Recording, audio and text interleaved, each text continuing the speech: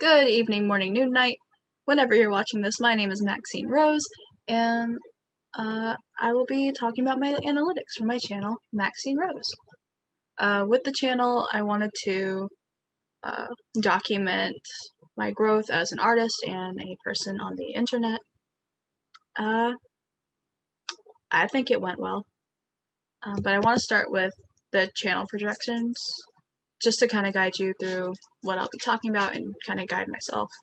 What I think is working is the metadata, the thumbnails and titles, and cross-platform marketing.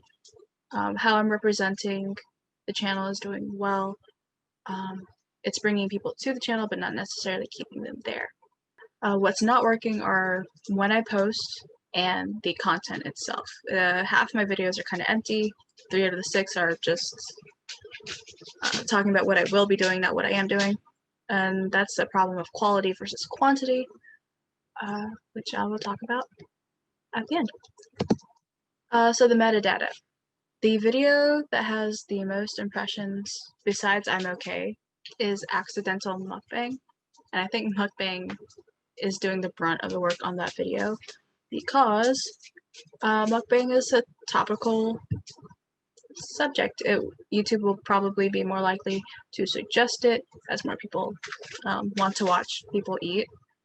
And for reference, this is a screenshot of that video from an incognito account. And it's like my second video, so the quality of it isn't well, but it's probably the first video that I have that has content. And I'm pretty sure I'm leaving a lot of the success of that video to the word mukbang, because this is my description. Welcome back to my channel. This week you're eating dinner with me because I sometimes forget to eat. I'll be answering questions from Google and death. I think Google is doing a bit of that as well, just because it's also a fairly popular word. This here is a chart that I used to record the observations from my channel from the beginning. I only really got 2 videos in before I stopped paying attention, and there was no change in any of those. What did change though were the tags. The tags helped a lot, I believe, because as you see here, this is a timeline of how many views each video got, and after November 7th, with tags added, you get this beautiful rainbow of lines here.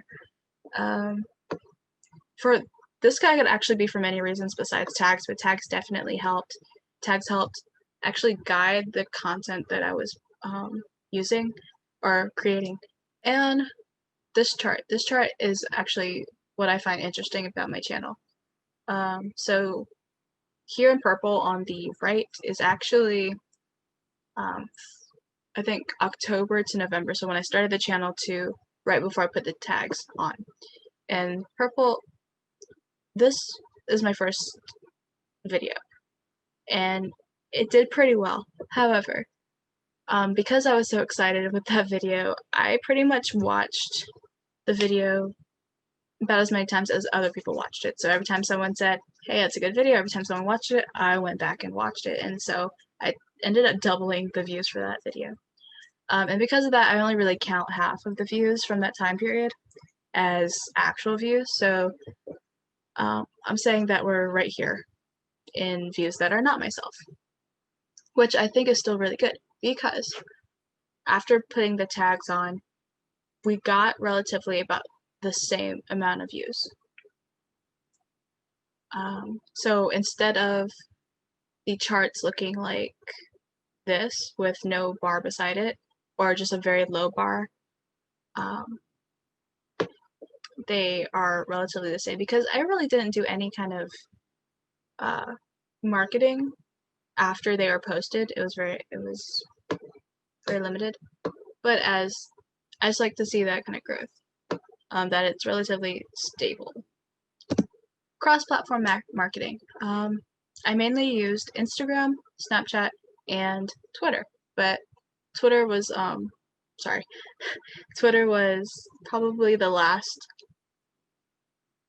thing I started to use, and it's not my most popular platform, although I am using it more than the others. but Instagram is actually counted twice here, so I am kind of including that as the same, so technically has 17 views from Instagram alone, which is interesting, but I definitely have more of a following there. However, Facebook, I did not post to Facebook because that's my family, and to them I am very quiet, and I don't know, I just didn't want my family seeing that side of me quite yet. So I did not post to Facebook, but it is my second most, it is bringing like the second highest amount of traffic to my channel, that I should post there. So my audience, I'm not able to see whether, like, what age group or what gender is really watching my video. I can only see that they're from the United States, and I'm not sure if that's counting Guam within the United States. But I know that I can guess that my audience is college-aged and mixed-gendered. And I can only say that because it's mainly my friends following me currently. What was happening was that I was mainly marketing towards my friends, because Instagram, although I'm not active, those following me and that are active with me are my friends or people that I have like known fairly closely, and Snapchat, which is like strictly like people that I talk to regularly. So I wasn't really reaching out to people that I didn't know until I started using Twitter, and one day I will use Facebook. Yeah, and so those are people that subscribed, and my friends are fairly college-aged. I want to say mainly female viewers will be watching me because I'm a female appearance, I guess. Yeah, and English speaking. That's also a thing. That's why United States might be a thing. My goals. I put this last because it's probably the main reason my channel didn't grow as much as it could have. Because I didn't have any goals. My first goal in the beginning was just to start the channel, and that motivation kind of ended with the first video. After that, I had no idea what to do with it. While the point of the channel was to track my growth as an artist, I could not get artistic content up. I didn't have time to record myself actually drawing or painting. Yeah, so nothing was guiding the content. That is until you gave us a subscription goal of 100 subscribers to get an A in the class. And that actually helped a lot because, as you see, once that goal was there, I had significantly more views and output. This is my initial views for my first video. It was at 48, and then once this boost hit, I wasn't hitting 48 anymore, but it was increased significantly from the ones, twos to this, but not as many ones and twos to get sevens and nines. And I think that was a plus. And that was mainly due to increased output and engagement. I was communicating more with on Twitter, Instagram, Snapchat. I did put out more. I think I mentioned that I posted 4 videos relatively close to each other in the same week, but at not so equal increments, and that really hurt me. Hence, the poor time management was really to my detriment than it was helping me. So this is my channel. I put the look last because I think it works just as well. It's more or less the icing on the cake to everything, because this is probably the last thing a person sees before they subscribe. And what's working, I think, is my thumbnails. They exude the energy that I want my videos to have, especially since this was my icon being the first thing that was really on my channel. I wanted that sort of energy on my channel. So yeah, the only thing that I feel is really hurting me is my banner. Although I did touch it up before posting it, this is the original. It's just not working at all. It doesn't represent what I want my channel to. It's a little too serene for me. But it was created before I knew what I wanted the channel to be. And I do plan on going back and finding something to replace it. Now that I do have a style I do want.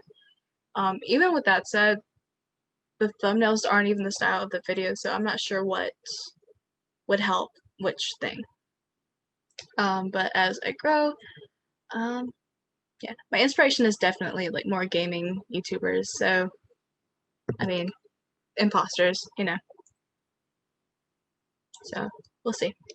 I've noticed that a lot of art vlogs are really chill, and I don't want to be chill. I want to be chaotic.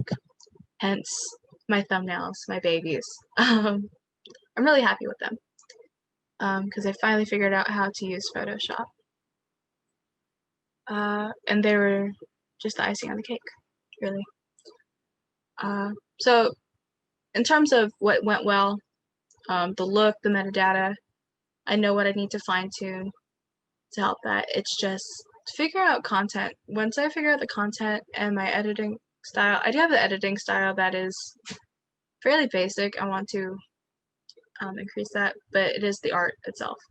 I do plan on to continue my channel, keeping goals in mind, keeping the time management, because I value quality over quantity. I think having maybe 4 videos a month, so like posting once a week, would actually work to my benefit rather than my detriment, because the videos might be more, would be better until I am able to edit fairly quicker and have more of a team behind me, because this is a lot to do as one person. But anyway, with all that said, that's that. It was a picture of green beans, but you're left with that. You can have that. So thank you for watching my presentation. This has been a really fun class. I really enjoyed learning all this now that I can see just what's working, what's not. And there is a link to my intro video. Thank you for watching, and I will see you in the next video. Thank you so much. Bye-bye.